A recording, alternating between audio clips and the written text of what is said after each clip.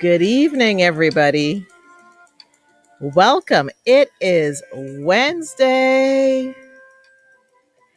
and it's a beautiful day in Toronto. Some say the T dot. And we need to start the night off with a little bit of Caribbean jazz, compliments of Calabash, Kalabash. I'm so happy that I get to listen to this music every Wednesday, every Monday. In fact, I listen to it every day because I love Calabash. They are a Caribbean jazz group here in Toronto with the foundational instrument being the steel pan, led by Anthony Pierre. There you have Darren Shepherd on the pan. And yes, how do you feel? How do you feel? How do you feel? Do you feel like the sunshine is out there? Now, if you're listening to this at night, hopefully we're bringing a little sun into you. Okay, I'm going to be good. I'm going to be good because I'm so excited tonight. It's my anniversary. Yes, it's anniversary week, not a wedding anniversary, people. It's the 1 year anniversary of the Victory Speak show tomorrow. Yep, we've been doing this for a year and I am so blessed and happy. So, you've been joining me. So, before we get started, I want you to get comfy, get a nice drink, a cold one. What are you drinking tonight? Share it with us. Get a notepad. I'm telling you, tonight is a significant conversation. You're going to want to take some notes. And you never know when those wisdom keys are going to drop. So let's go, people. Let's go. Welcome to the Victory Speaks Inspired Conversation series, where iron sharpens iron. And tonight, it's the twist. It's Wednesday. It's Wellness Wednesdays. And we are minding our minds on a Wellness Wednesday. I am your host, Nicole Waldron, your voice of victory and your mental fitness coach. And I'm on a mission to inspire you to live a life of victory, a victorious lifestyle. You see, we all need to cultivate that victory mindset as we mind our minds.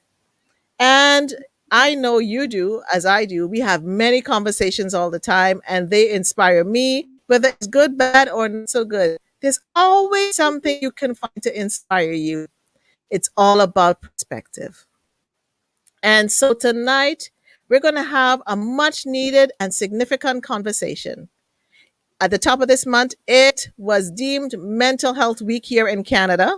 Not sure about the rest of the world. I know in the US it's Mental Health Month. And so we're claiming Mental Health Month twice because we have it in May and we're going to claim it in October here in Canada.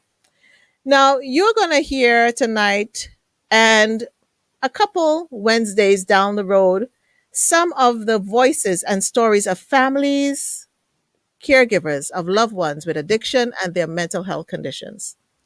This, my friends, is a conversation for everyone. Whether you are in the situation, you know of the situation, we recognize that we in this pandemic are speaking about mental health and wellness more often than not. And we also are recognizing, you see it in the news about addictions, about, we have people that are losing their lives to addiction. And we need to really have some serious conversation, not just a 5 minute conversation, a 10 minute conversation. We're going to go deep. We're going to go in. And I don't know how many parts of this series there will be, but we will keep going until we get to the fullness of it.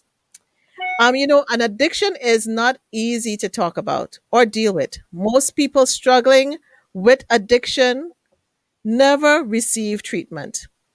For those who do, it is often only after they have hit rock bottom. And you know what? It doesn't have to be this way. The topics are robust and endless: consent, capacity, involuntary treatment, intervention, family bill of rights, the role of the family, secondary decision makers, community treatment orders, medication, alternative care. Can they get care? The waiting list. Let me tell you, I'm just giving you the tip of the iceberg of the conversations that one can have when it comes to this. So, my guest tonight, I am so honored that they took the time out of their busy lives to be with us. First up is Louise Lemour Wright, and she's a registered nurse and a proud mother of 4 young adults. When she's not working at a busy Toronto hospital, you can find her working and volunteering tirelessly for the organization which she co-founded called Families for Addiction Recovery, FAR. Families for Addiction Recovery is a grassroots Canadian charitable organization which was created as a result of Louise's personal insight into the lack of resources available to youth and adults, as well as their families whose children are of any age. Struggle with a concurrent mental health disorder and substance use disorder, otherwise known as addiction. Also joining on the Victory Speak stage, I am tongue tied tonight. Okay, I'm going to slow down. Sydney Graham. Sydney has worked in healthcare for over 27 years. Her expertise is in teaching both providers and patients, along with families, how to effectively partner for better quality and safety and improve outcomes and efficiencies. Sydney has worked with hospitals, government agencies, community care, academia, research, nonprofits, and with patients and families. She is passionate about system change in the mental health and addictions field and creating better partnerships, enabling families to be participants and co designers of care. She is currently peer support manager and educator at FAR, board member of the Ontario Family Caregiver Advisory Board of CAN, advisory member on the Global Patient and Family Advisory Board, as well as Director of Engagement and Mental Health Integrity Healthcare Consultants. Sydney is also a practitioner's certificate in cognitive behavioral therapy and dialectic behavioral therapy. Well, folks, welcome to the Victory Speak stage, the awesome Louise and Sydney. Woo! Giving a show them some Victory Speaks love, people. They're here on the stage. Yes, yes, yes. I'm so happy to have you here tonight. Okay, we are up for a wonderful conversations. Good evening to those on Facebook, on YouTube. Remember, drop your comments, drop your questions. We can see them and we'll try our best to answer them. I see Danny Stone. Coach Danny Stone is in the building saying hi. Good evening, Madge Hills. Thank you so much for joining the conversation. So let's get started with some easy peasy cover girl questions. How are you ladies doing today? Wonderful. Happy to be here. Yes. Awesome. Beautiful day. It is a beautiful day, isn't it? So, you're both on the front lines. And let me say, last week was, Nurses Week. And we were celebrating nurses and acknowledging their roles. And Louise, you're a nurse. And I just want to say thank you to you for all that you do and all your colleagues as well. Sydney, you are right there in the front lines in the hospital as well. And how are you doing in this pandemic, Louise? What has been the effect of you and your family in this pandemic? My family is, I have, as you mentioned, I have 4 young adults. Yeah. And so it's been getting harder to see them, obviously, over the last year. And so I have 2 who live away from home, 2 who live in Toronto, but not at our home. And so that for me has been hard because it's not like they can just come over on every Sunday for dinner or something, because we're not sure who they're associating with. One of my daughters lives overseas, so that in itself is a challenge to see her. Professionally, it's a very stressful environment, the hospital right now. It has been, particularly in this third wave, a lot more sick people entering hospitals. The rate of anxiety for new moms, I work with new moms, is really high. And so the rate of anxiety also in the staff is felt as well. So how are you finding the stress? How are the clinicians and nurses like yourself, how are they handling the stress during this time? Well, interestingly, our manager pulled a meeting. Well, we have regular meetings, but this one meeting, she actually invited a psychiatrist to just ask us how we're doing, because she is aware of the stress that the nurses are feeling. And so that's definitely helpful to know that somebody is observing and validating that we are in a stressful situation. Yeah, I tell you, I honestly have had some sleepless nights when I think about clinicians all of you in that space, dealing with this constant stress day in day out, this vicarious trauma that you're having to deal with in one way, no matter what field you're in. And so I'm really hoping that anybody listening live and on the replay, you be kind to our clinicians right now, our nurses, our doctors, our porters, anybody working there.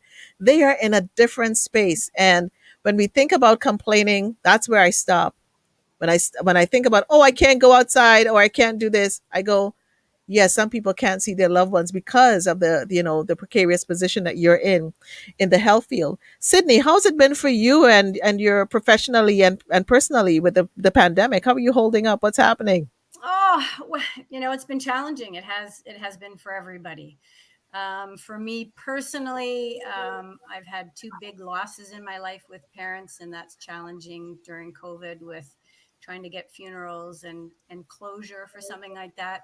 I have three amazing young men, and two of them have moved all the way across the country, so I haven't been able to see them Wow. all for a year or whatever. And I have my youngest one up in college going to school.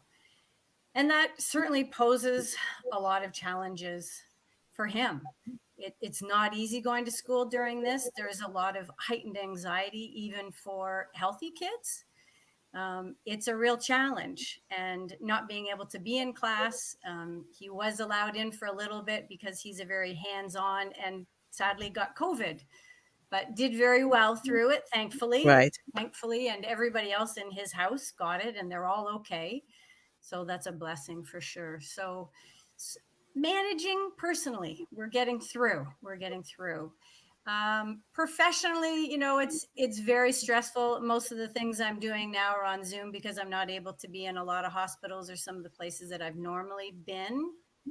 And certainly challenging in the mental health and addictions field, because anybody that is already challenged with an addiction or a mental health, it's just exponential. It's just exploding in that Right. world. And so at Families for Addiction Recovery, we are getting just copious amounts of calls and people that are in real serious, stressful situations. So it's been busy. And I'm glad you said that. So when we talk about mental health and we talk about addictions, people are so confused because they think that you only have a mental health problem if you're hospitalized or if you're diagnosed with, a severe illness. Can, both of you break down for us mental health, what that is, and then what is addiction? So, mental illness and addiction are both diagnoses under the DSM, the Diagnostic Statistical manual. Thank you. And I can remember that one. So, an addiction is actually a mental illness. It is related to the brain, where the brain is altered and behaviors are altered. Usually make it their way into DSM. And so can we actually separate them? Not everybody who has a mental illness has an addiction, but there are many, many people, a majority, who, if they have an addiction, they have a concurrent mental illness diagnosis.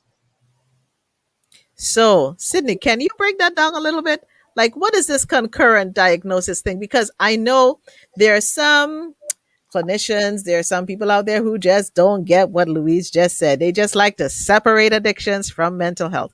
Talk to us, Sydney. Educate us tonight. You know what I will say, the healthcare system is changing a little bit, but typically it has been very siloed. So you're dealing with addictions people, or you're dealing with mental health people.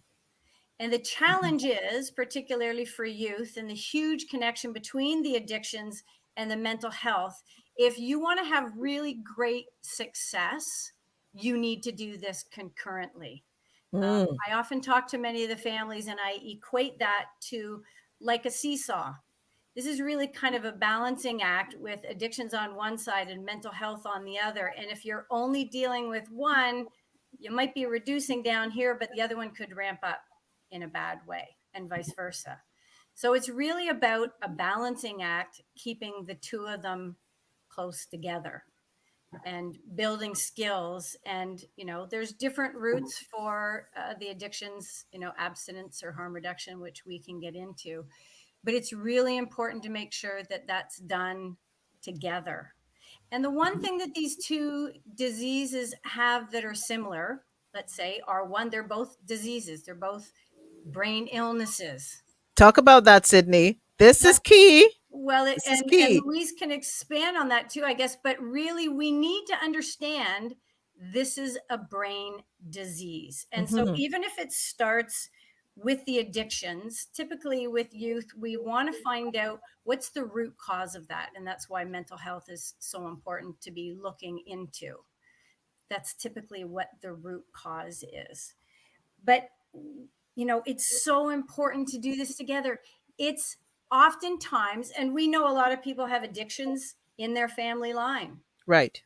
Addictions is very genetically based and environmentally based or trauma based. Mental health is the same way. Mental health has a lot of genetic components. So a lot of our youth, that many people are taking the view that these are bad kids and they're making bad choices. They have a disease that's been handed down through the generations and they're sick. And because of the behaviors that we're seeing, it's really hard to imagine them as having an illness. But that's And exactly we're not what talking it is. about it. We're not talking about it as an illness. We're not talking about it as a disease. And so basically what I hear from you and what I hear you saying is that we're continuing as a society to demonize and to And criminalize. criminalize our anyone who has a mental illness and or an addiction. So you were saying and Louise, if you want to expand a little bit on the brain part and it's a disease and it's an illness. Our mind is our brain and our brain is our mind. Now we understand this, but can you expand a little bit on that, especially for people who don't understand this piece? Yes. So the way I like to expand a little bit more is that there are risk factors for addiction, and that the genetics is 40 to 60%. That's, if you got it in your family, your incidence is 40 to 60%. It'll pass on to you.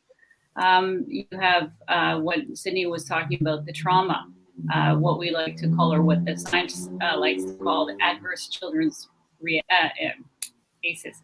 Adverse, sorry, my Adverse acronyms. childhood experience. Childhood experiences. So the experiences of bullying, rape, abandonment, things like that, neglect, that can really set a mark on a child as they're growing up. But it doesn't only take root as a child, too. You have a 30-year-old who's been traumatized. I'll use the rape example. That can lead somebody to PTSD, right, and wanting to self-medicate. And that's where the addiction piece comes in. Mental illness is, there's a lot of pain. There's so much pain and agony that they go through that they, and not everybody, but a large portion, will seek to numb that pain. And then what they do is they start to use drugs, and it could be, even legal drugs, alcohol. Right. Wow, we can have a whole conversation. Oh, we need a whole conversation on the alcohol and addiction, because everybody puts that in a corner, and they put the cigarette smoking in a corner, and alcohol is legalized. Okay, we're gonna put that as a conversation. Keep going, Louise. I'm putting it down. So, the numbing piece is really what they're seeking. So they're in pain. What do you do when you're in pain? You seek to remedy that pain. You don't want to be in pain anymore. So they take substances. They go, wow, I don't feel that pain anymore. So I got to keep using that substance to keep numbing that pain, because I felt awful before. Why would I want to feel awful again? So I'm going to keep doing what I found as my skill, my technique for feeling normal or better, just like everybody else around me.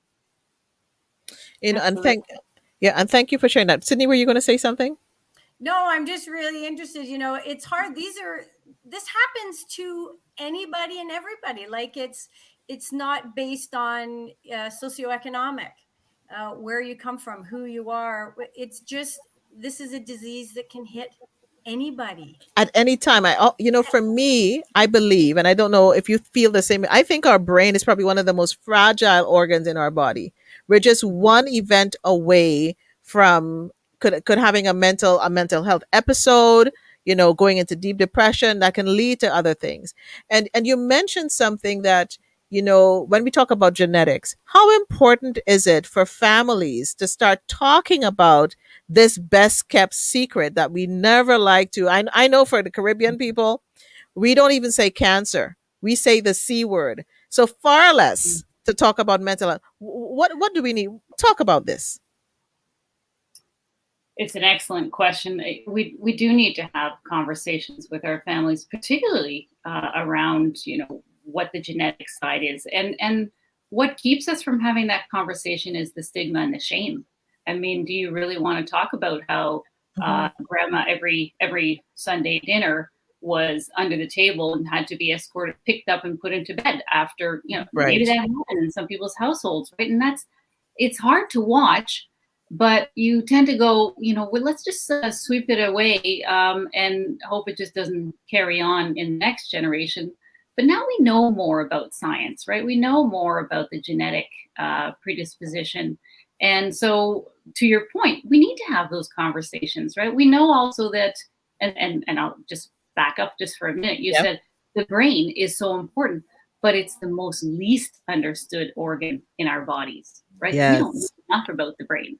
And so when we have conversations with our children, we have to appreciate that they have immature brains, and sometimes they don't even appreciate that. So having conversations to say, that part of your brain, that prefrontal cortex that takes 25 years to mature, is not ready to accept those drugs, and so having the conversation saying, grandma, auntie, uncle, whoever had a predisposition or has an addictive, personality or an addiction to substances, that might be you too. And so, just it's a good thing for you to know about. It's a good conversation to have, so that maybe you could start introducing your own substance use at a later age in your life.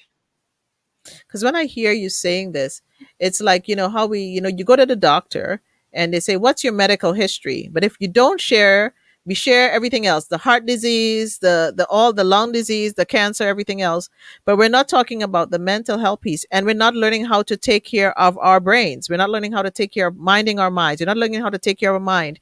And so, any advice you have, Sydney or Louise, in terms of trying to break some of that stigma for families? How can families help break some of that stigma that they may be experiencing, that, we're not talking about it around the dinner table?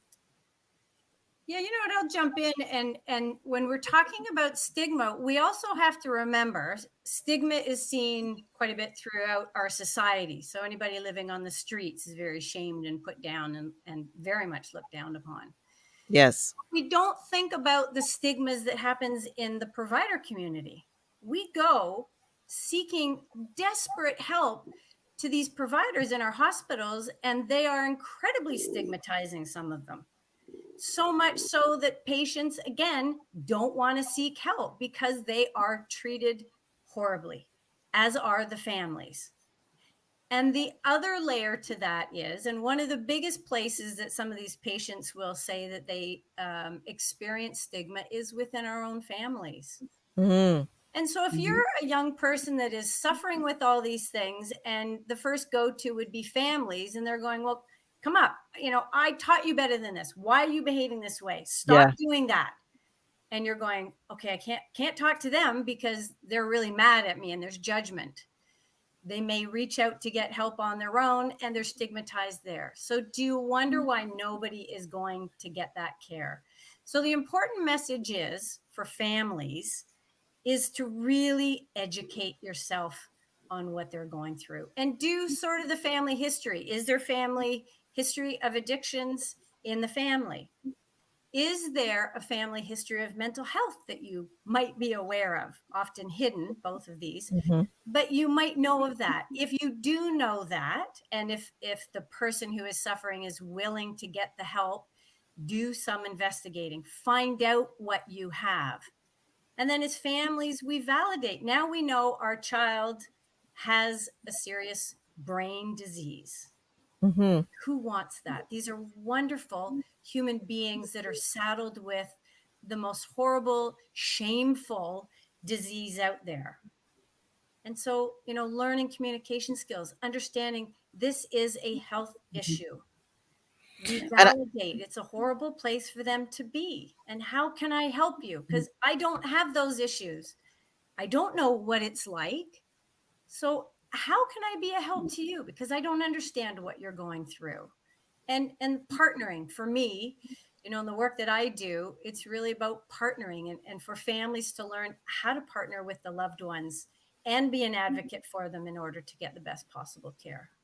And we have to stop being so judgmental because, we all feel a little sad. We all get a little depressed. I got over it. You can think yourself away. And, having these conversations that are just, we don't do this any other way. And I like the fact that you keep reemphasizing the fact that it is a brain disease. And so, Louise, I just want to throw to you for a second. When someone is we're looking at our family and trying to figure out, is there an addiction problem in my family, or an issue, or is there a mental health, what are some key indicators that one can look at as we think about and reflect in our families? Well, first of all, having that conversation, you're talking about having a conversation with your generations past. Is that what you're talking about, or with your own family? What are those key indicators you can probably look at and even see that, somebody could be having an issue? Okay, so well, the predisposition of having a mental illness, it would be something to look out for, that they might want to use substances to numb. Some personalities, impulsivity, anxiety and depression are mental illnesses as well, but the child or the individual who struggles with that, or worthlessness, they don't see themselves as being worthy of the love of anybody around them. They stay a lot by themselves. Now we're in COVID right now, so it's no wonder the numbers have skyrocketed in the last. There was just a release of data just today on the numbers of children seeking hospital or being hospitalized for mental illness and substance use disorder have gone up 200%. Wow. For substance disorder and 100% for suicide admissions for children across Canada. It's crazy. They're spending more time by themselves. They're not socializing with other children. They're lockdown, no lockdown, school, no school. It's tragic what's happening to the children, and the wait lists are enormous to get help. And so they're only going to continue to be enormous, right? And so when you're looking at your children, having conversations, being open, finding those moments for you to be able to talk about how they're doing today. It's really tough right now with COVID. It's a whole new kettle. And people have to listen to what your loved ones are saying, whether they're children, whether they're youth, even adults, it doesn't matter. And I mean, I saw those stats today and I was blown away, and I saw that Sick Kids called it's Pink Day because and dealing with mental health, the suicide rate. And people think, even just if we can just touch on suicide for a hot minute, that it's a selfish act. And I just like, can we just dispel that myth on suicide? Let's talk about suicide for just a minute or so. Sydney, I saw your reaction. Yeah, you just like went, yes. When you see that it's a selfish act, it's so, it's hard to break down. And if you don't experience these things or have a loved one that does, it's really hard to understand. But I know a lot of times with people, especially if they've got major mental health issues, people are not in this space all the time. It's Yeah. sort of it's not a linear kind of a journey, and there's good times and bads. Sometimes in that area, it's just they have an episode that is so bad, they don't have capacity to make good decisions. The disease Mm-hmm. is taken over and they're not thinking clearly in that moment. It's typically not something that they want to be doing at all. Right. But if that episode happens to be bad enough, it's the brain is telling them they do that. And sometimes it happens. And addiction, it changes pathways in the brain. And so we're not able to think clearly and think, okay, what is my family going to think? What's this? Mm-hmm. You're just in a really bad place and you need that hurt to stop. And so we have to view, death by suicide as something that's very different than how we would normally think of it. Two things you said there. Pathways in the brain. The pathways in your brain changes. And that pathway, which is responsible for thinking, and this is why, Louise, you said it so right. People need to start educating themselves. The pathways in the brain are changing, so it's going to change your thoughts and how you process stuff. The other thing that you said that caught me was, can you repeat how we should phrase when suicide happens? So, someone would say committed suicide, took their life from. What is the correct phrasing when it comes to suicide? Please, let's educate a sister and all of those listening live and on the replay. I'm so glad you asked that question because I correct people all the time. And it should not be said in this way. People don't commit suicide. You commit a crime. Suicide is not a crime. It is a tragedy. And so a friend of mine who lost her son to suicide educated me. And so I'm imparting that knowledge. So you said died by suicide. Died by suicide. I thank you for that, and that is so important.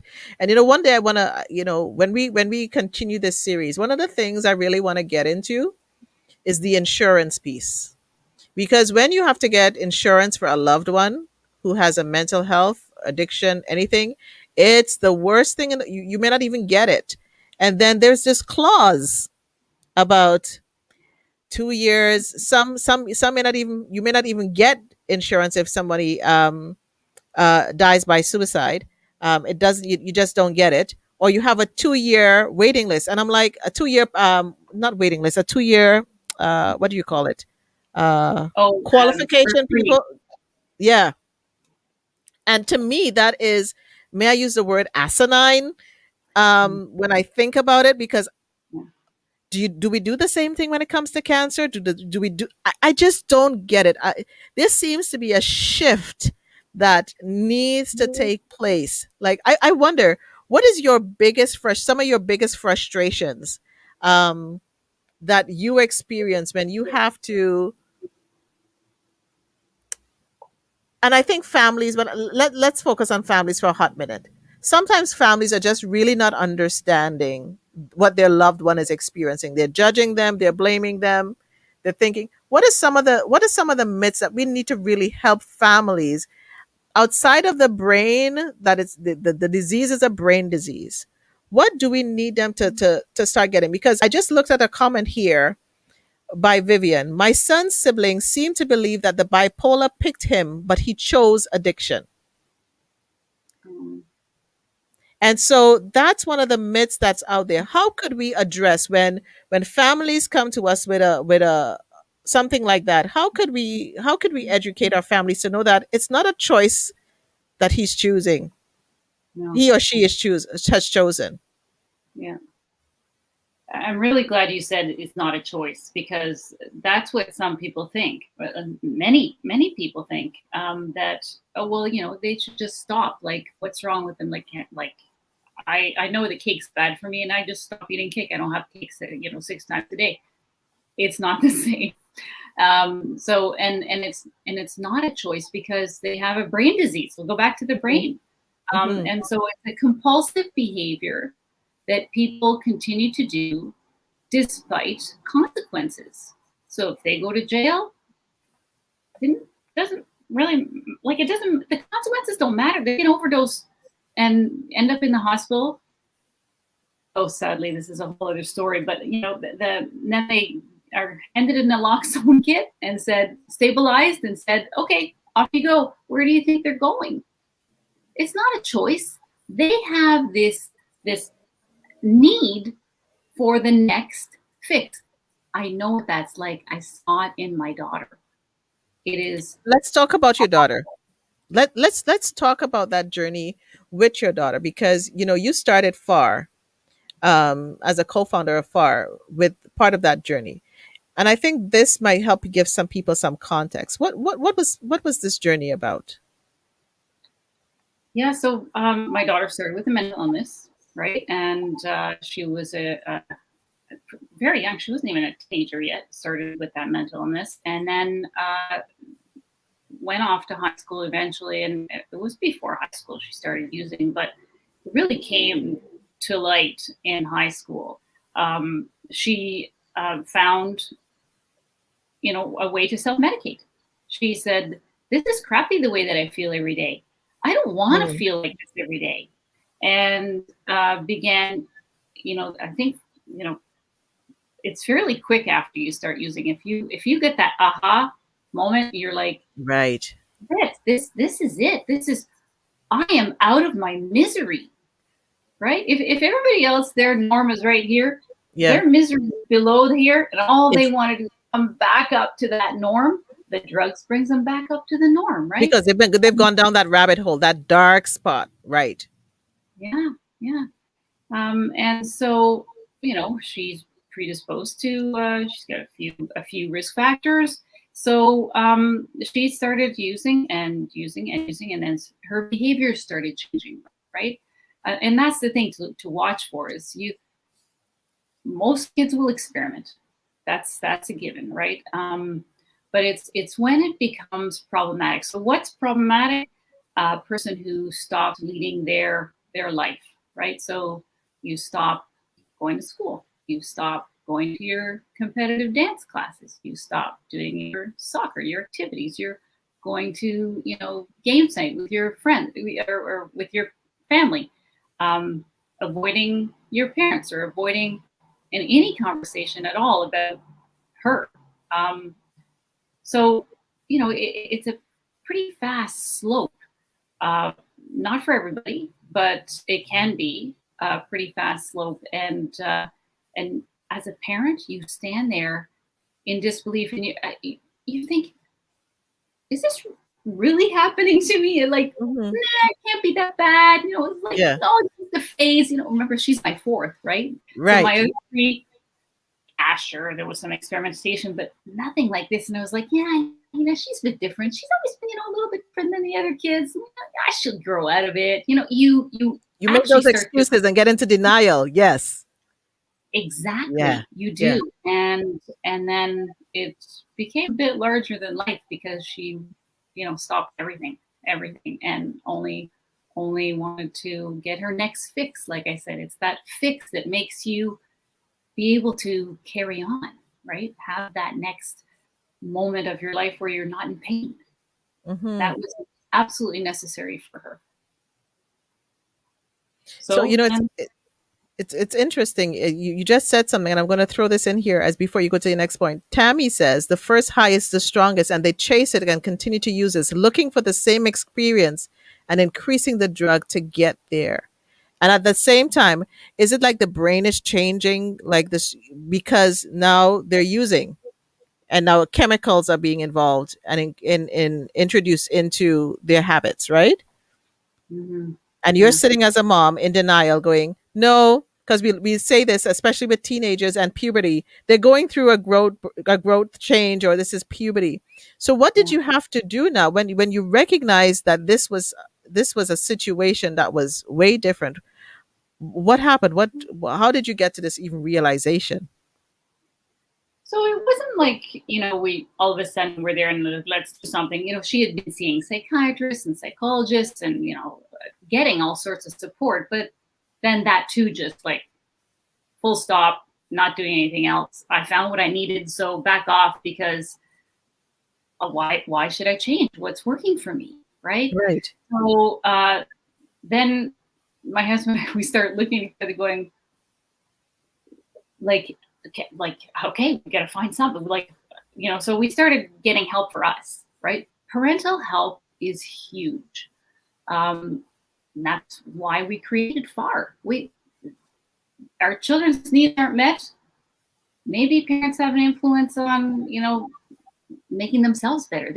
You talk about the rabbit hole. They're down in the rabbit hole. Do you really want to keep joining them down in the rabbit hole? Right. No, because you also you're a parent to other children, you're a spouse, you've got a job or whatever, right? So you really have to take care of yourself. And that's what led us to, create FAR for more than that reason. But going back to my daughter, then we felt that there was no way out. What we were fearing for her life, and she was very young. So what happened is she said, "I don't want anything to do with it. Forget it. I don't need treatment. I got it. I've got everything under control."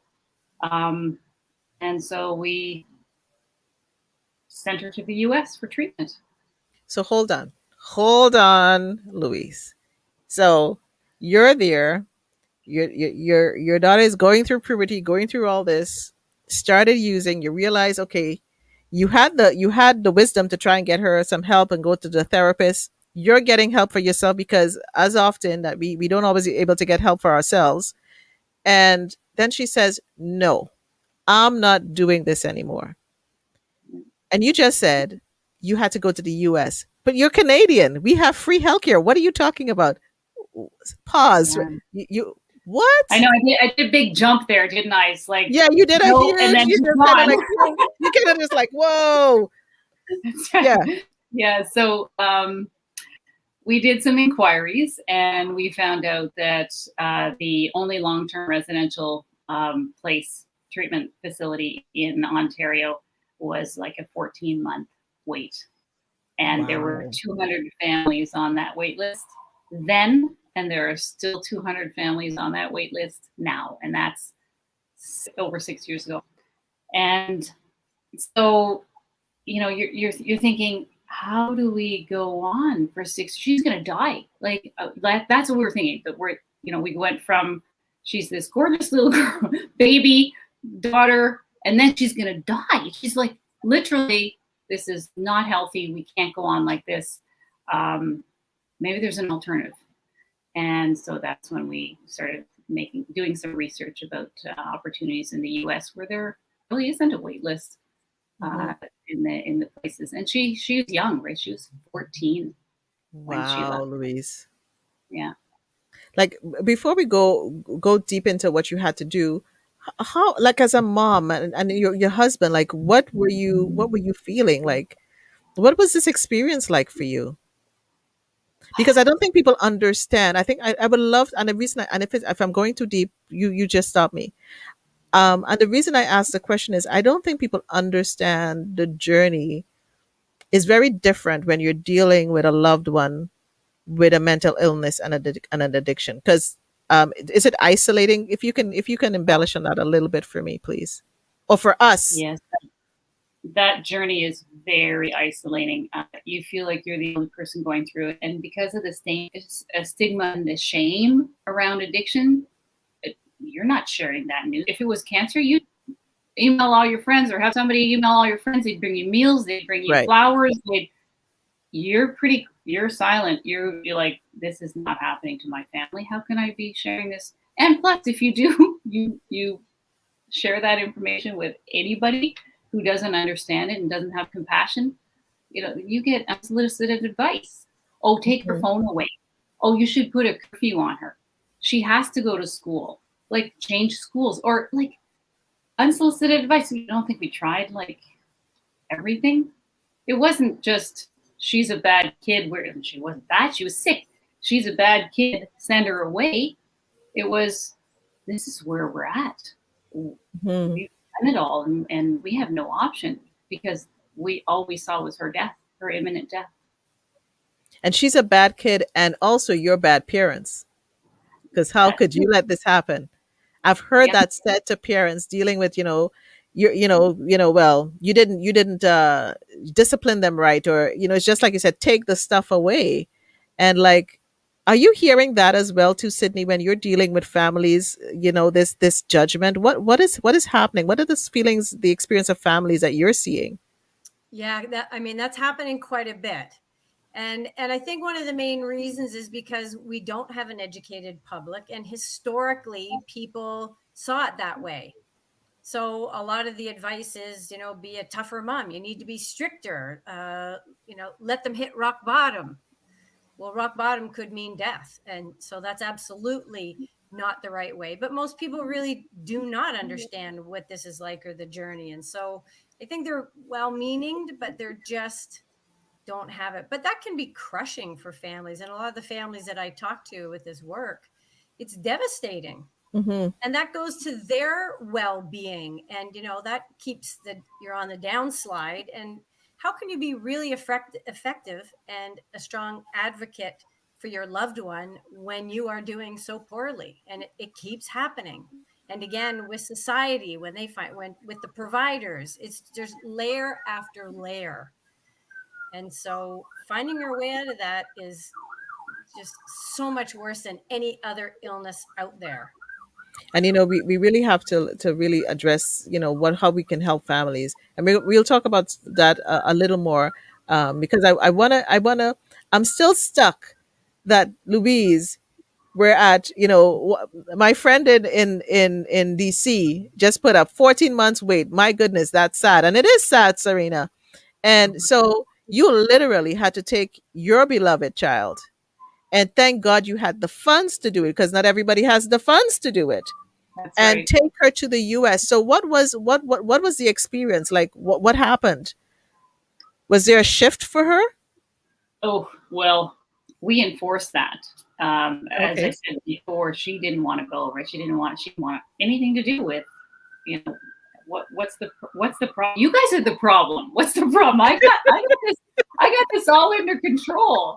Yeah, yeah. Like, and then, when they're your kids, you'll do anything for them, right? So we reached in deep and we said, uh, let's do this. So we took her against her will. Most people can't afford that, A, and now with COVID, you can't do that. It's it was extremely difficult. I call it the worst day of my life for having to have been put in that position to make that decision. But I also call it the best day of my life because it saved my daughter's life. Because And this system had no capacity. As a Canadian, how many years we're here, had no capacity to find a way to help your daughter. And when you say you had to make it happen, what that is inadvertently telling me is that there were even barriers here that were preventing you from getting her help here. yes, What are some of those? Can you give us just a little bit? I know that's a big piece, but what are some of the barriers that you would have experienced to get her help here that you couldn't get her the help that she needed here, so people can understand? yeah. Let's go back Because to what it and the reason I ask that question, Louise, too, is like people just say, okay, take them to Cambridge, take them to Ontario Shores, take them to, Sunnybrook, is. take them all these different places. But there are limitations. Yes, yes, there are definite limitations and barriers. And if you go back to the definition of what addiction is, it's a lack of capacity. It's really what it is. And so, if we are um, asking the children or asking anybody who has a substance use disorder, so we it would be a good idea for you to have treatment, and they say no, or let's say they start to think, yeah, okay, maybe my life is kind of on all hell, maybe I should go to treatment, and then they get there and it's scary. Can you imagine if you're hooked on drugs because that's Right, the one way you feel normal, and right. then they put you in a place and they say, now no drugs for you? How frightening that would be.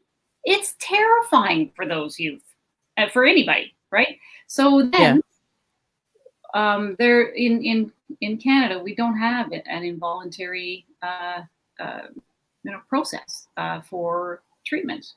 So, my daughter, our fear was, after waiting 14 months and maybe her imminent death, was that she'd go in sort of, slightly coerced about staying there, and then say, I don't need this, I'm out of here.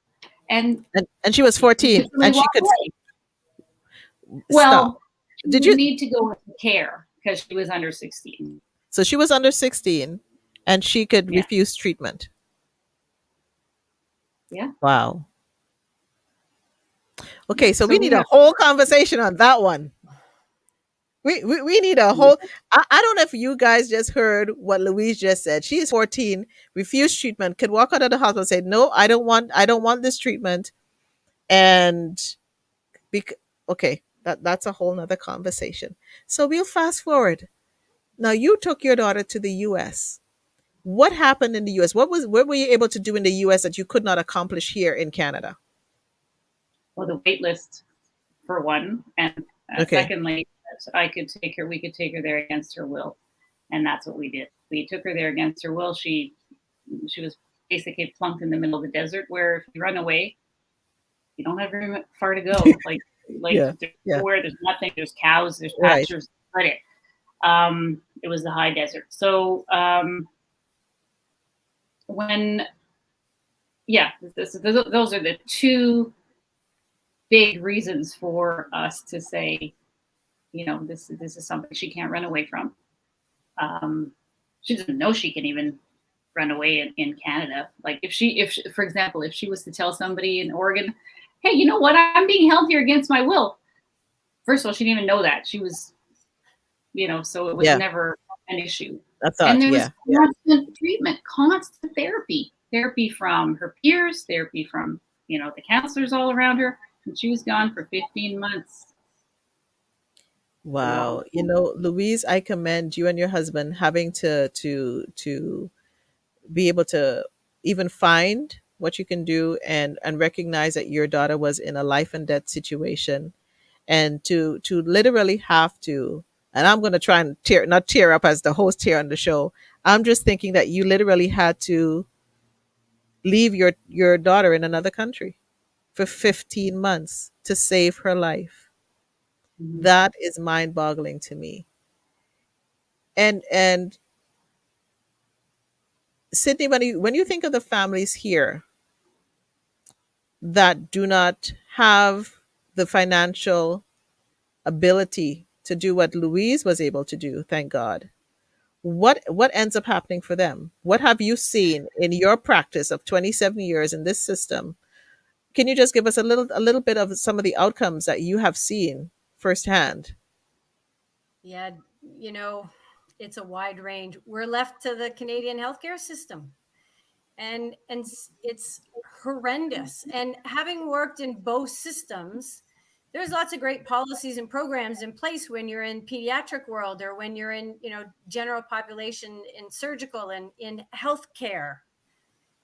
Those rules that happen there, that we have best practices and amazing wins and the success that's there does not show up in the mental health side. So, even between all three of my boys, they have lost so many friends because they won't be seen. And I think, talking to as many families as I do, I think this capacity issue is huge for so many of them. Because what happens is the providers assume capacity. Even before they're talking to these kids, they assume that the kids have capacity. What's wrong with that is they have a brain disease.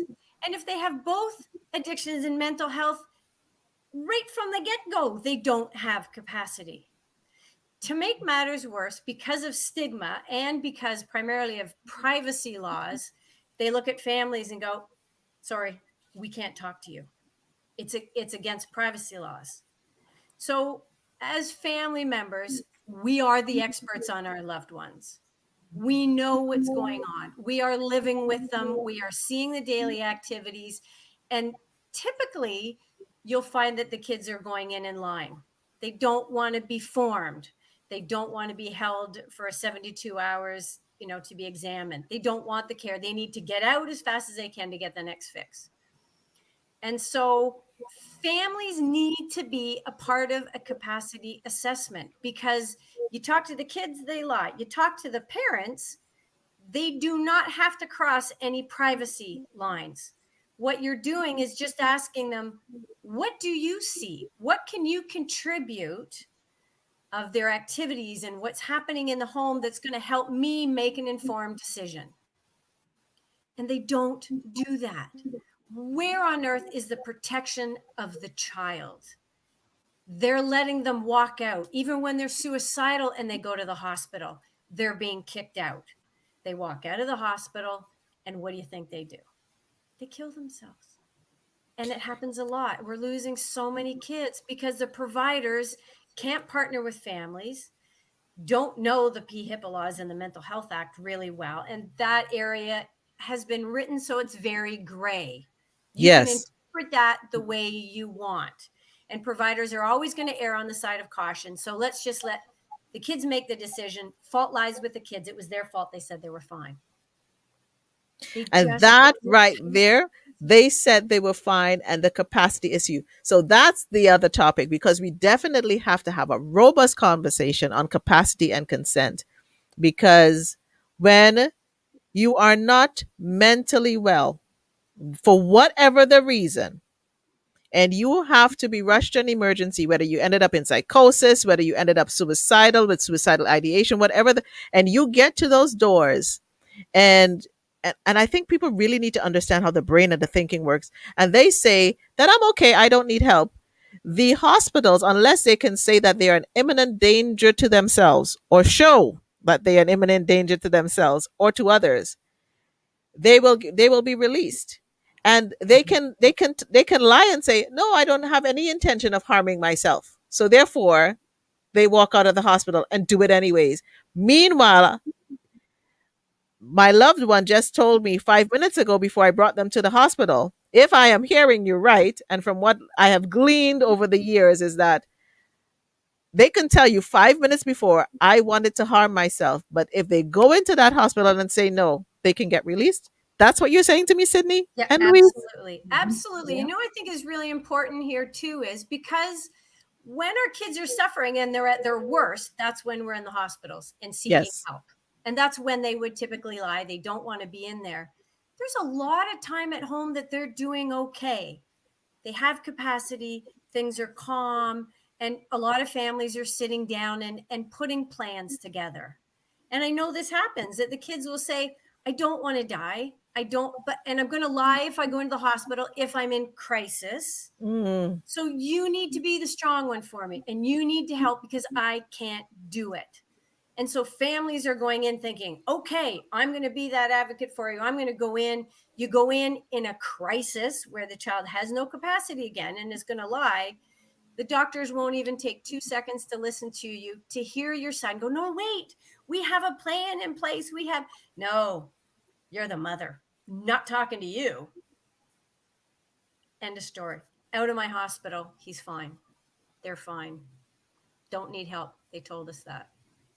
Wow. And I know this topic is so big, and we're gonna come back and talk about this topic, and we're gonna bring on probably Angie and maybe some other people, because I think people really need to understand the roadblocks that families are facing, and patients are actually lives are being put in danger, our loved ones' lives are being put in danger, with the excuse of privacy, and with human rights excuses, that blur the lines, as you say, and families are not being able to share. And so I am just like, right now, I'm trying to just, I'm wearing red tonight. I probably should not have worn red tonight, because it's like it's representing how my blood is boiling underneath my brown hair tonight. Angie just put up here that addiction doesn't discriminate, but recovery does. That's so good, Angie. Those with dollars can jump the wait list. Yeah. So true. And so that speaks to that sometimes I'm gonna call a spade a spade. You can fire me. It's my own show, so you can't fire me. I'm just saying that people who are probably some of the decision makers haven't had to deal with some of this. So until somebody's loved one reaches in this position, but then again, you're so elite or you're so in a particular job or place in life, but we're not going to talk about it. So you wouldn't even know that they had a loved one with a mental health or addiction issue. So we're back down to the hiding, the isolation, the discrimination. I really need to get into, somebody make a note somewhere. We need to discuss, how did this Mental Health Act come into this place that is killing our loved ones physically, emotionally, because it's one or two places that they're dying inside, or they either die physically, and parents are in a mental health crisis. And now we're in a pandemic, and it's just going to get worse, as we saw by the numbers you shared tonight, Louise. That is just blowing my mind. I want to know, Louise, like the goal of FAR. What are you, when you and your husband you started this? What is the goal? What do you hope to achieve through this organization? So let me be clear. Angie and I are the co-founders, Oh, and You and Angie. Sorry, I said your yeah, husband. My bad. yeah, no, I'm he's. giving him props. We're giving him props. We're giving him props. We're giving him props tonight. Okay, we're giving him props tonight. So the question was, why? So sorry, I was fixated on that. So what? Can you repeat the What question? is That's okay, and we have a siren in the background, so that's okay. Oh yes, I'm sorry. No, no, no, that's not your fault. We're all doing lives. Listen, I had sirens out here too. Um, what is the goal, and what do you hope to achieve? What do you and Angie hope to achieve by starting this organization? The ultimate goal is recovery for all. What does Mm, that look like? It means recovery for individuals, however they define recovery. We're not defining recovery for individuals. If it's maintenance, medication assisted treatment for alcohol use disorder, opioid use disorder, cannabis disorder, if there is a maintenance and that defines their recovery, great. That's harm reduction. We're all in it for that reason. If it's abstinence, whatever way that works for them.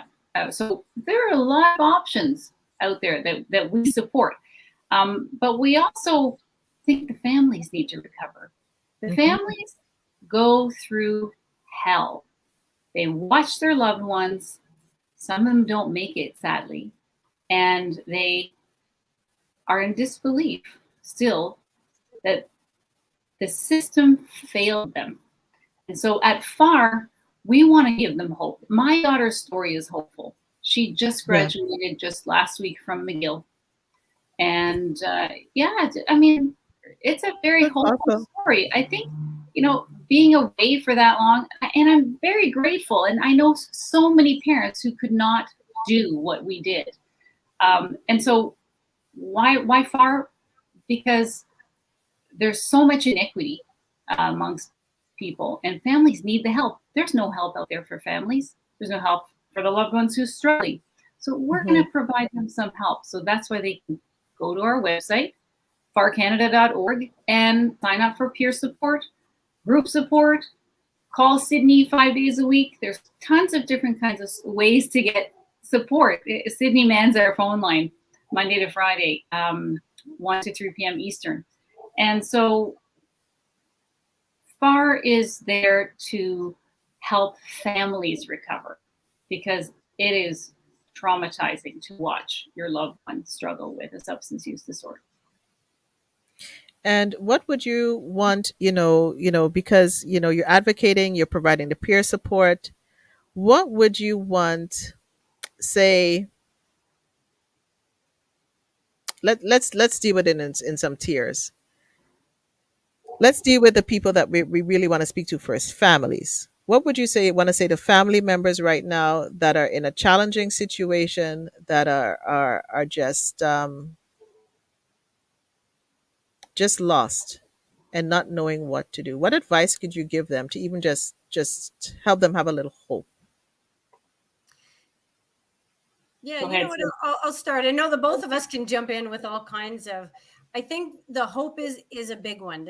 The challenge that we have is that they are in control. We can't force them to do anything. They're making the decisions, and that's where the families are having the biggest problems. We do have a lot of influence, though. And we do know that love and support of our loved ones goes to better outcomes.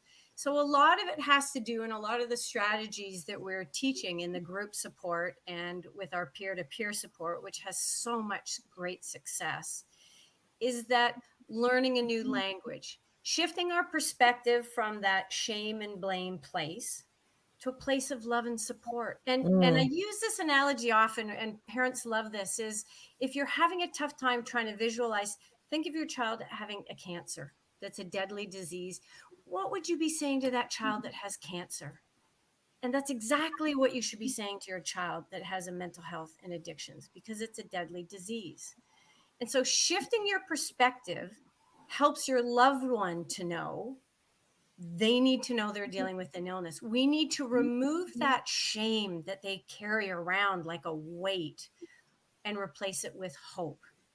And there's definitely strategies that we can do to partner with our loved one and to encourage them, get past that ambivalent stage, encourage them to get that kind of help. And all the peer supporters have been trained with craft principles and motivational interviewing and acceptance and commitment therapy. They're well trained and they have some wonderful strategies. There is great hope out there. And no matter where their loved one is in this journey that they're on, there's hope at every stage. And so don't give up. And you know, if we can remove the judgment and shift our perspective, I think that's such a big one. And it changes it for them. It's accepting. We need to create a very safe place in our homes for them to be able to open up. We want to be breaking down the walls. We don't want to be building them up.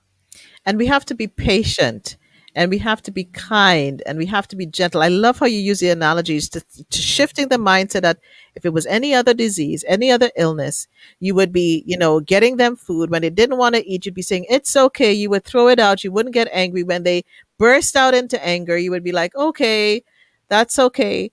And also show yourself some self-compassion as a loved one, as a parent, as a sister, as a sibling, whatever your situation. It made me think, though, Louise, what do you wish that those around you did to provide support to you and your family when you were going through this? Well, sadly, not very many people knew because of the shame and stigma. We need to talk more about it. We need to not be ashamed that our children are sick. But it's there is some shift, but it's very, very small, and it takes it's going to take a long time before people can say, oh yeah, my kid has an addiction or my kid has a mental illness. You hush about it because Yeah. you think you're somehow to blame. Yeah. Yeah. Would you have loved somebody to bring you, I heard a mom say, nobody even brought me a casserole, because especially when there's a crisis and you're tired. And, I would assume that, you forget how to cook. You don't even have the energy to do groceries. I'm thinking these are the little things that are big things that you can do to support families who are going through with a loved one, but it's a mental health illness, whatever form it takes. And I want people to understand that it was very clearly made tonight that addiction is a mental health issue. Do not separate it. It is one and the same. Don't let the doctors tell you differently when you go to the clinic, even though they will. We have to come together and really fight this fight of faith here and educate the law enforcement, the health laws, the drug policies. And I know we have to have like this may just become a series for Victory Speaks just by itself. We're just going to be dealing with mental health and addictions and deal with every topic one piece at a time, um, because it's so important. Families matter in the care of their loved ones. There's broken trust that happens when you are pit against one another, where you may have, when you said, Louise, that you had to literally make your daughter go, there is that trust factor that happens there because you couldn't do it here. And I know there's many other instances of families listening, that many other instances where trust is broken. So how do families deal with that trust? And the system is putting us in a place where our families can become resentful towards each other. So how do we deal with that? And so the conversation is, we haven't even touched public policy. Holy Moses. Holy Moses, man. We haven't even touched that. I'm going to just drop some of the comments here as we start winding down this conversation because, you guys have given me so much of your time and given us so much of your time. And, um, the comments are definitely in here. Tammy says, thank you, Sydney. There was a comment that you made earlier. Vivian, our families at Cambridge said their biggest fear when taking a loved one to the ED was the doctor not believing their loved one was in crisis and sending them home. That's a very scary place to be, no matter what the illness is. And then they act out. I think that's something that we have to touch on because, a loved one could be violent and not be violent in that moment. And again, it's not blaming them, it's understanding what the brain is doing. Um, I remember that movie. I don't know if anybody watched that movie, Concussion, with Will Smith. And he had that, and he talked about you saw the football players explaining how they were feeling, and nobody was believing them when they said, these violent tendencies that we were having, and they were very peaceful people. It was speaking to how the brain was shifting and moving. Our brain is in water, but that's for another discussion, people. Okay. Nancy says, this has been an awesome podcast. And obviously, yes, Nancy, just the tip of the iceberg. So much is masked by stigma. Thank you for kickstarting this humongous need for discourse and deliberation. Yes, it has been. And I thank you for that comment, Nancy. The great Angie has come on board. FAR is also educating society about what education is, a health issue, and what it is not, a criminal justice issue.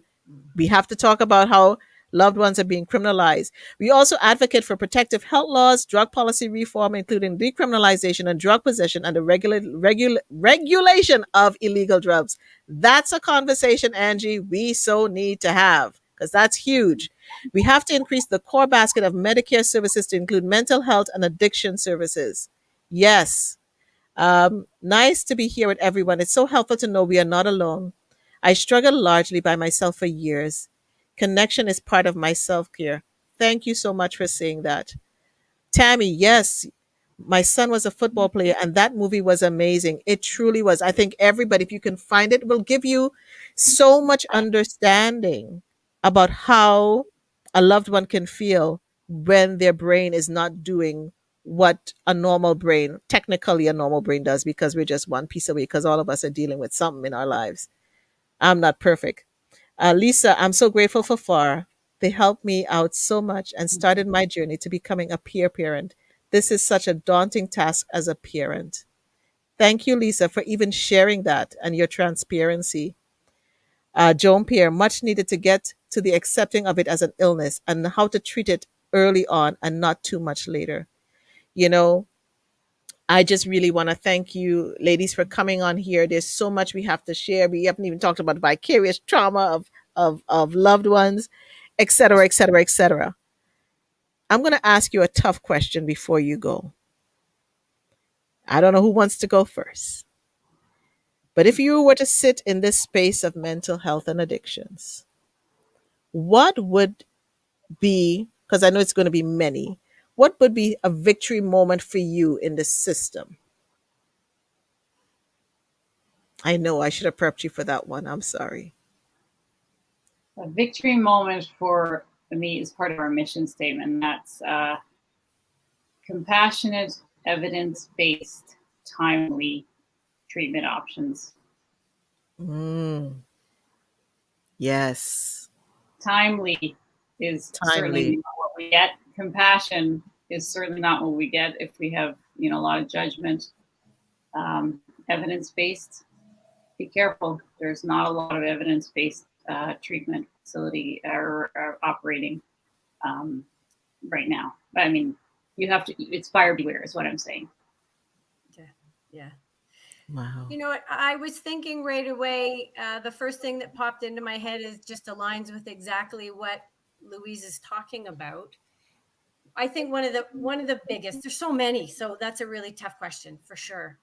The one thing that I think is important is this has got to be covered under universal health care. Why is this not under the umbrella of all of healthcare? Because that also goes to timely. If you go into an emergency with a heart attack, and you're a young man of 25, they're not going to say, sorry, the wait list is about 2.5 years. We'll call you when we got a spot. Exactly. Why is it not treated? Sorry, but it's true. Why is it not treated like within the regular healthcare system? This is a health issue. It needs to be. That means we get timely care. We get compassionate care. We have access to the appropriate best practices. And secondly, part of that best practice is including families. I am the expert on all of my children. And yes, you are the expert on the disease. And together, we can make the best impact. We both have a vested interest in this patient, and we need to be working together because we each have a piece of that puzzle that is vital. We cannot be eliminated. We are the continuity of care. We're the ones that support them. We're the ones that help them with skills building in the mental health side. We're the ones that helping them with compliance with meds. This is a team effort, and it needs to be covered because a lot of us couldn't afford what Louise had the luxury of doing. And this needs to be covered. Wake up, government. What are you thinking? What's going on? This has to be addressed immediately. And the fact, you guys were just so powerful in what you both said. And the fact that a parent has to find the funds to take them out of the country that they live in to get them loved ones helped is excruciating. And the fact that anyone has to be put in that position, and when you cannot do it, your loved one is either going to be criminalized, they're going to become, uh, you know, um, decreased in their capacity. It's going to take them longer to heal, and some may exit in a way that we don't want them to exit this life. Absolutely. And through the pain, um, and escaping that pain, whether it's going to be through a drug, through alcohol, through whatever the choice is. Our job here is not to judge what they're using, judge how it came about, whether it's addiction or mental illness. Our job right now is to start addressing the issue that is happening, that is prevalent. And the fact that we can sit here today and have this discussion, I am humbled, and I am upset.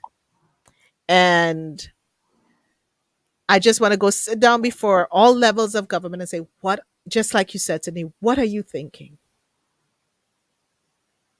Or are you not thinking? And we have had the discussions where some refuse to have the conversation. And so I don't know who's listening to this live or on the replay, but you need to understand that there are families that are suffering, that there are loved ones that are suffering, that are being criminalized because they have a mental illness, which is a brain disease. They're being judged for a brain disease. And yes, we're in a pandemic. And one of the good things I would say about this pandemic is that the conversation is happening, but we have to go deeper. We can't, when I think of clinicians like yourself, Louise, and Sydney in in hospitals, working in different capacities, dealing with moms, dealing with, people are making life and death decisions because of COVID, and the vicarious trauma that is happening. Even in that, what are we going to do when this winds down and, the adrenaline is gone, and we have nurses quitting because they cannot carry on anymore because it's too much? When are we going to have that courageous conversation and call a spade and stop hiding in these silos? And organizations, thank God for organizations like FAR and other organizations that are willing to step up. Stella's Place, I think of, that have to start because others are not willing to have this conversation. And I know I'm getting passionate on my own show and my voice is rising and I should probably bring it back down a notch. But I am a little ticked off again tonight. And you know Because what, Nicole? Here's a really interesting way of looking at this, and this is a really sad fact. With COVID, we are looking at our incredible providers that are on the front lines and, yes, putting their life on the line and doing all this help. And now we sort of reached a point where we are looking at, we only have so many resources. We've only got so many vents in the hospital. We've got too many patients coming in. who gets that vent? Those Yes. are life and death decisions, Wow. and brutal. And can you even imagine having to make those decisions? Well, we can, because it happens every day in the mental health world. This is not new. And we think this is horrible and horrendous, and it absolutely is. But it's nothing new to families that are living with loved ones in addictions and mental health. So I'm going to say to Louise before I end the show and do my spiel, I'll just put up a comment here that our beautiful co-fearless leader Angie Hamilton. Thanks. You're welcome, Angie, for giving FAR this opportunity to raise awareness and reach families. Looking forward to continuing the conversation. I am too. Louise, thanks for sharing your journey, and Louise and Sid for being such amazing volunteers at FAR. This and Angie goes, bingo, Sid, mental health triage, a reality every day. And maybe that's one of the lines we have to start leading. It Yeah. is a triage every day. What do you want? Is there anything else? As I say, I'm just here as a conduit to you. Is there anything else that's on your heart that you want to share tonight? Nicole, I'm glad you're angry because Me too. no, like it motivates people, right? You're a passive person is not going to create change. You obviously with this podcast alone, you create change, but you have to have some passion, and it's evident, and I thank you for that. I also wanted to just say one last thing. Parents, you're not alone.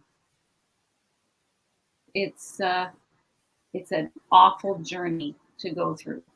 But FAR is there for you, and we're across Canada, and our services are free. If you got some money, you don't know what to do with it right now, you just won that lotto, you just have some extra cash, you better give it to FAR. Just saying. Not far away, far into FAR. Okay, go ahead. Go ahead. I know, bad joke. Sorry. Go ahead. I'm calming down. Go ahead. Yeah. Anything else, Sydney? Here's the last point I think and I want to sort of take this off of what Angie was saying in there. And I think it's really important to educate the public so that they have a really good foundation on what mental health and addictions is. So when we get into these conversations about decriminalizing, that they understand that's part of the treatment plan for people. And we need for them to have a safe supply. They're going to do it anyway. We want them to have safe drugs because most people are overdosing on, tainted fentanyl and all Yes. these horrible substances that are out there. By decriminalizing some of these, we can get access to the people that we need it, and we can get them the help. And harm reduction is another model, and stepping down what they're doing. Abstinence is a good way when it works for you. It doesn't work for all people. So I think it's important that we look at all these different streams. What's most important to the patient is what is the right one to take, but there are other options. But at least we need the community to be behind us and understanding why some of these things, decriminalizing sounds ridiculous if you don't understand why that's happening. So And we are so going to have a conversation with that. educate the We're going to people. bring on the legal ease. We are going to have a conversation on decriminalization because we decriminalize cannabis. That's just one step. And you know what? I'm also even more passionate about it too because we had an overdose here where I live in my building. And I had to go with that mom when she was screaming my name coming down the hallway. And I think my baby's dead. And walking into the apartment. You know what I'm saying? And knowing that weeks before she was trying to get help and there was nowhere for her to go. I don't know if people understand that you need to stop.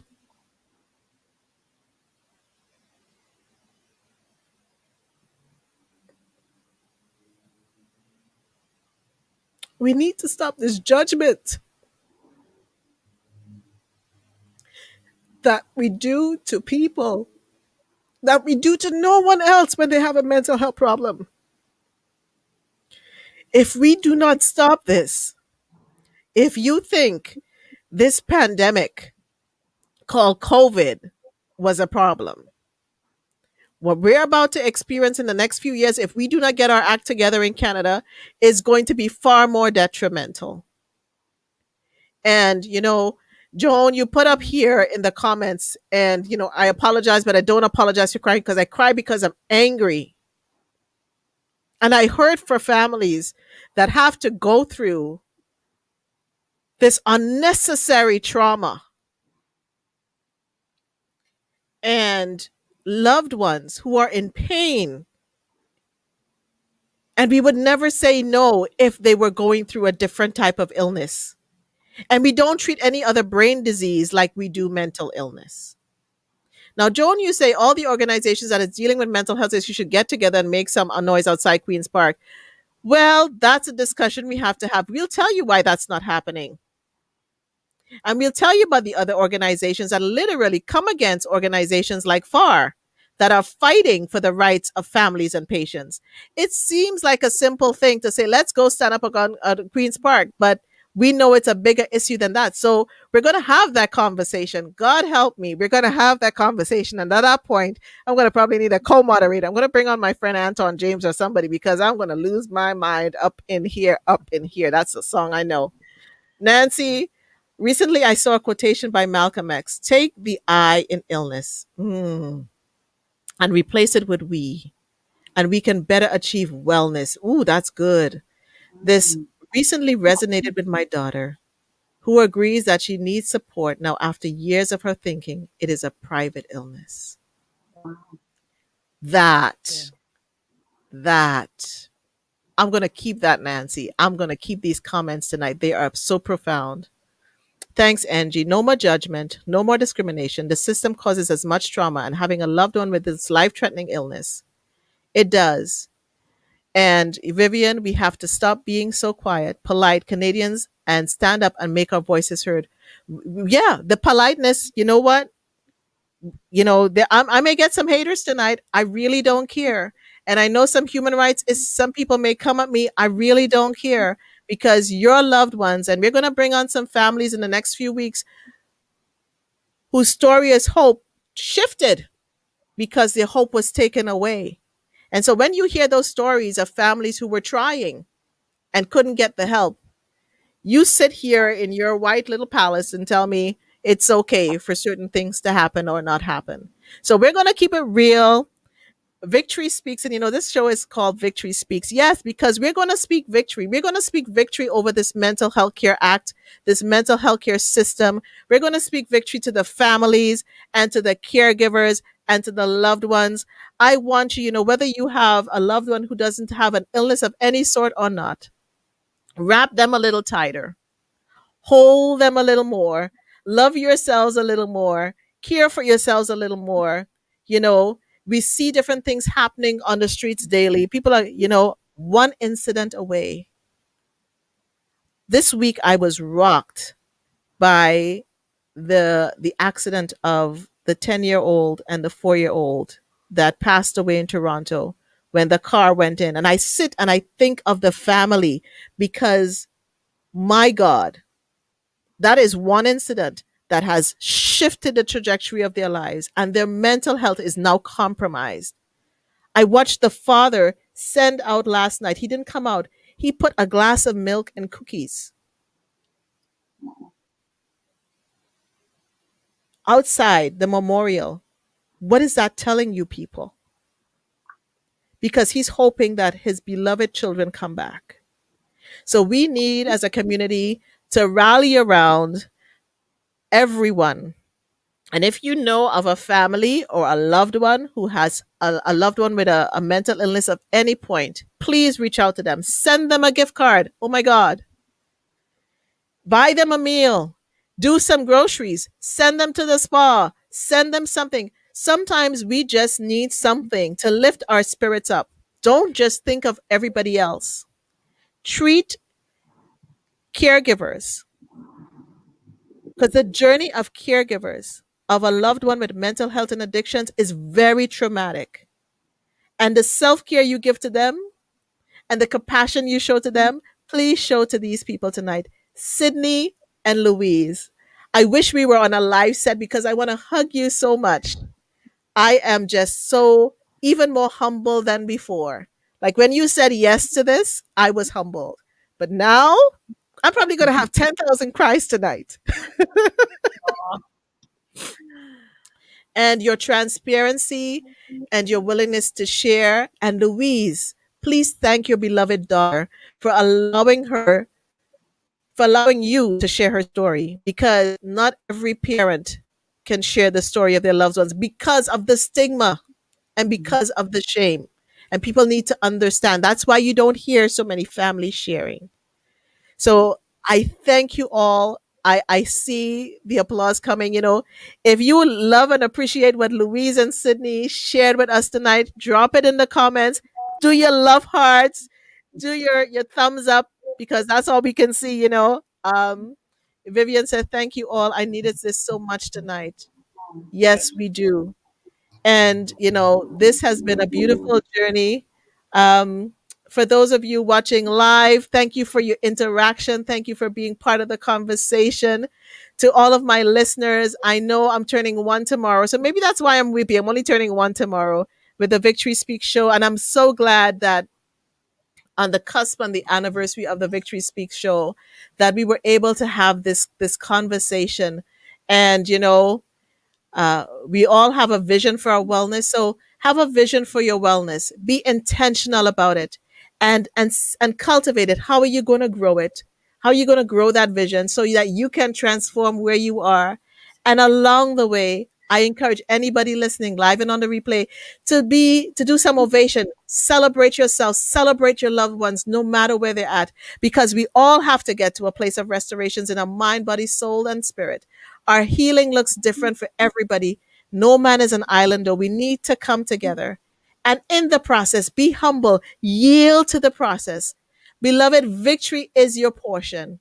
We are in a revolution as we mind our minds. We are in a revolution as we talk about mental health and wellness. We are in a revolution, people, and we are going to change the trajectory. It's not going to happen overnight, but we are going to do it. If you don't know who I am, if you just join in the middle of the conversation, I'm Nicole Waldron, your voice of victory and your mental fitness coach. You can follow me on uh, Twitter. You can follow me on Instagram. You can follow me on YouTube at Victory Speaks 7. The show is there. All the shows that we've taped is there. On Facebook is Victory Speaks 77. And if you want to have some more conversation, I'm on Clubhouse. Oh my God, I'm on Clubhouse now. So listen, the talking is happening. I am in a different destiny moment of my life. And thank you so much for listening tonight. Remember, love is in the details. And tonight, tomorrow, this week, find the victory moments. Again, we're going to say good night and thank you to Louise and Sydney for coming on the show.